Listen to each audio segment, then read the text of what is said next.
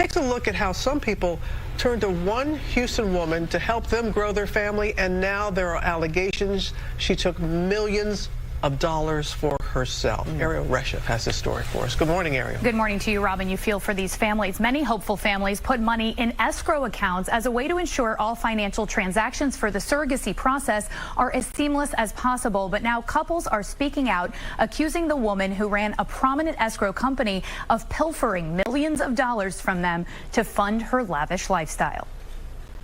This morning, the FBI investigating after dozens of families say the money they put in an escrow account to pay for surrogacy was allegedly stolen by the woman in charge of the company. It's just not fair. Sarah and Corey Swallow are well acquainted with the surrogacy process. Sarah was born without a uterus. The couple welcomed their daughter Rosie through a gestational carrier nearly 2 years ago.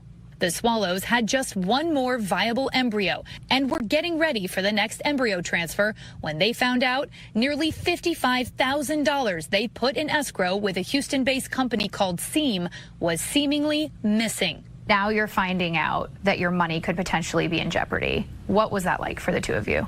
Yeah, I mean, your stomach just sort of drops out the bottom.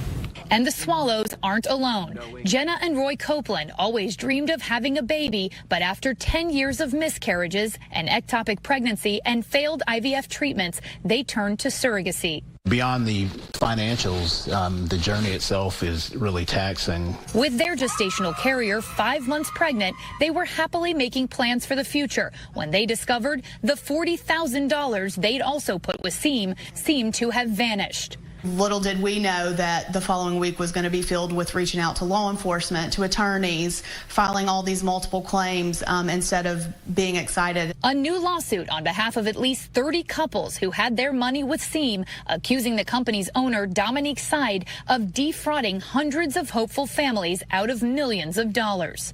To date, our investigation has been able to point to about $10.9 million that have been removed from the escrow accounts. According to the lawsuit, Side allegedly transferred escrow funds to several side ventures, including a vegan clothesline, real estate investments, luxury vehicles, expensive trips, and a recording studio, with more than $2.2 million from her clients allegedly used to bankroll her own music career as a rap and R&B artist under the name Dom.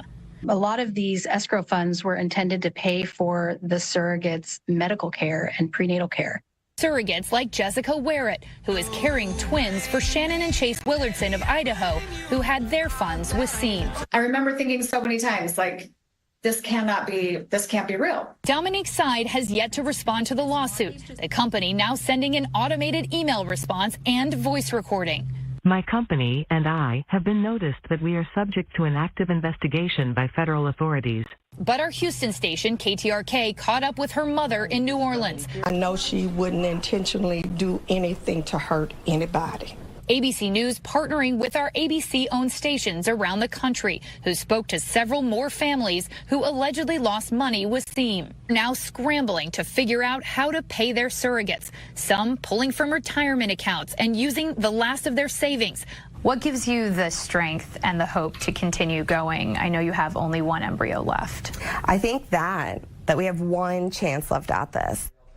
And Dominique Side, who served as a surrogate herself, by the way, has not responded to our request for comment, but her automated message tells customers, under advice of counsel, I am not permitted to respond to any inquiries regarding the investigation. The FBI telling ABC News, we continue to encourage anyone who may have been a victim of Seam LLC or have information about the company to come forward. We will have much more of our reporting coming up on Nightline. Of course, these families just want their money back.